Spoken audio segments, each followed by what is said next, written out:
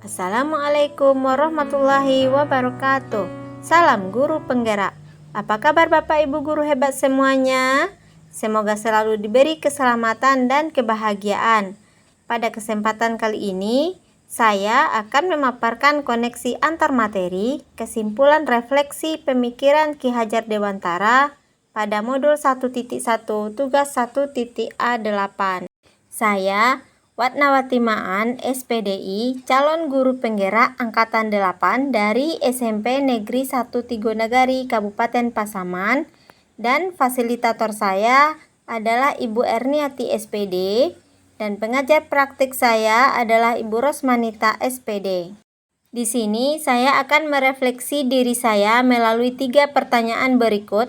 Yang pertama, apa yang saya percaya tentang murid dan pembelajaran di kelas sebelum saya mempelajari modul 1.1? Yang kedua, apa yang berubah dari pemikiran atau perilaku saya setelah mempelajari modul 1.1? Lalu yang ketiga, apa yang dapat segera saya terapkan lebih baik agar kelas saya mencerminkan pemikiran Ki Hajar Dewantara? Baiklah, saya mulai dari yang pertama. Yang saya percaya tentang murid dan pembelajaran di kelas sebelum saya mempelajari modul 1.1 adalah 1. Pembelajaran berpusat pada guru atau teacher center.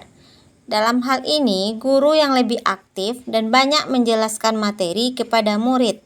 Terkadang, kita merasa lelah karena memerlukan banyak tenaga untuk memaparkan materi kepada murid. Yang kedua, pembelajaran terfokus pada ketercapaian materi dan KKM, mengutamakan aspek kognitif saja. Saya sering mengejar materi bagaimana supaya materinya selesai.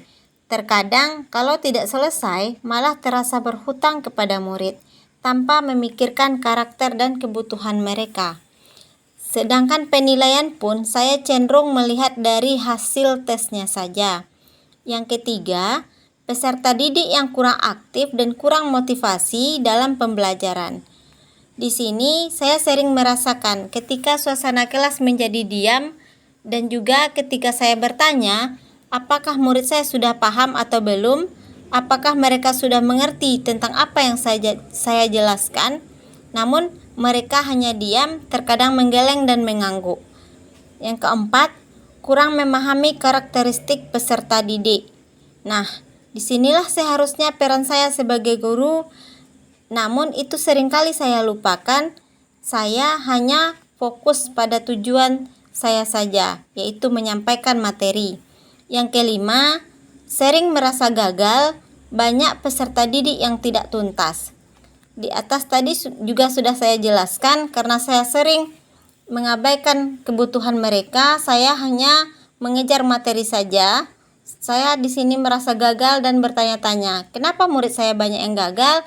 Mungkin karena saya tidak memperhatikan mereka. Sedangkan materi yang saya jelaskan rasanya sudah sampai, tetapi saya tidak bisa memperhatikan apa yang mereka butuhkan sebenarnya. Perubahan dari pemikiran dan perilaku saya setelah mempelajari modul 1.1 tentang pemikiran Ki Hajar Dewantara adalah: yang pertama, pembelajaran terpusat pada murid atau student center. Saya merubah cara pembelajaran yang saya lakukan, yang semula teacher center sekarang menjadi student center, sehingga murid bisa lebih berperan aktif dalam pembelajaran. Yang kedua, menghargai setiap karakteristik murid. Saya berusaha untuk memerdekakan murid saya dalam belajar dengan cara memberikan kebebasan dan meniadakan punishment. Sebaliknya, saya memberikan reward dan pujian terhadap hasil karya mereka. Yang ketiga, mengemas pembelajaran secara menarik agar motivasi dan semangat belajar murid meningkat. Saya merasa inilah peran penting yang agar murid menjadi lebih antusias dalam belajar.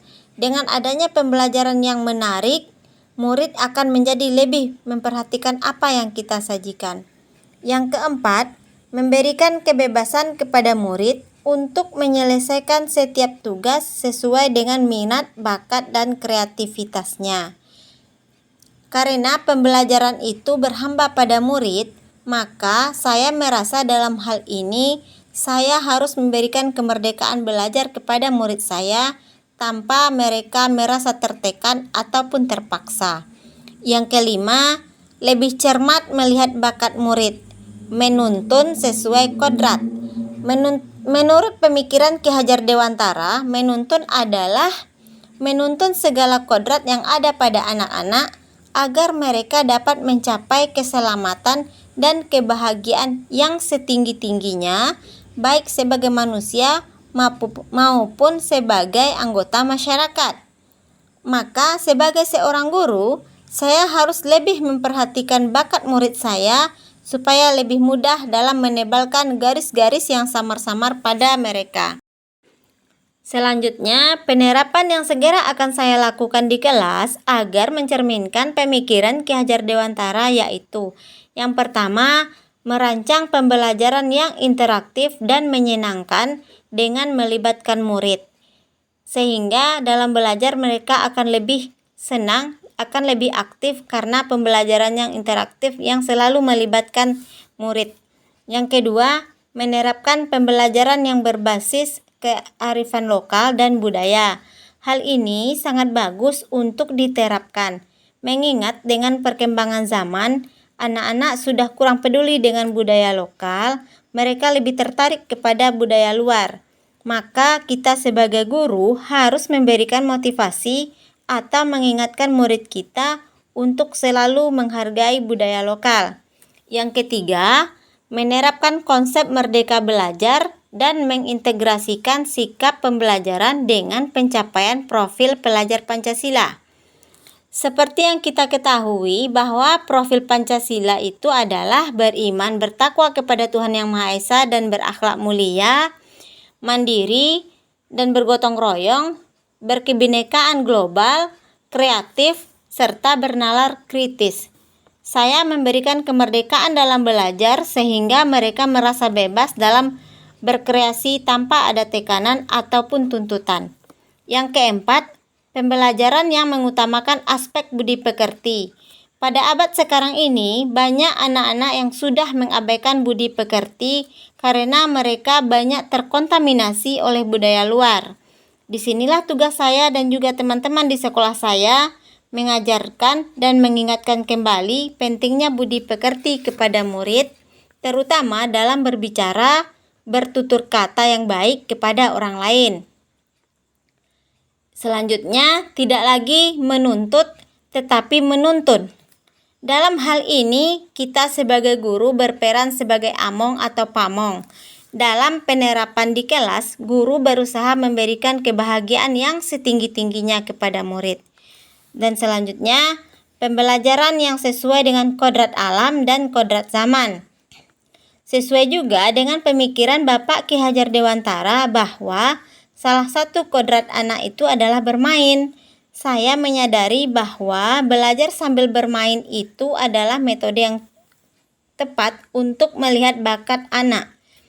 Mereka merasa bebas dan lebih dekat dengan gurunya, tidak lagi ada gap sehingga terciptalah pembelajaran yang menyenangkan.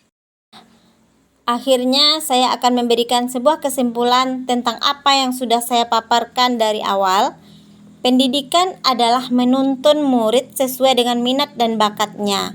Banyak sekali hal baik dari pemikiran Bapak Ki Hajar Dewantara yang dapat kita terapkan, seperti bahwa pendidikan itu adalah menuntun, karena setiap anak terlahir bukanlah kertas kosong yang semaunya kita untuk memberi warna. Akan tetapi, anak itu sudah memiliki garis-garis yang samar-samar, sehingga bagaimana kita menebalkannya. Lalu, pendidikan itu tidak hanya ilmu akademis saja, namun perlu menanamkan budi pekerti yang baik agar anak mempunyai akhlak yang mulia. Seperti kata Bapak Ki Hajar Dewantara bahwa pendidikan yang sebenarnya adalah pendidikan yang berhamba kepada anak. Demikianlah pemaparan saya kali ini. Semoga kita semua dapat menjadi suri tauladan bagi murid-murid kita. Mohon maaf jika ada salah-salah kata sepanjang pemaparan saya kali ini. Saya akhiri dengan wassalamualaikum warahmatullahi wabarakatuh. Salam guru penggerak.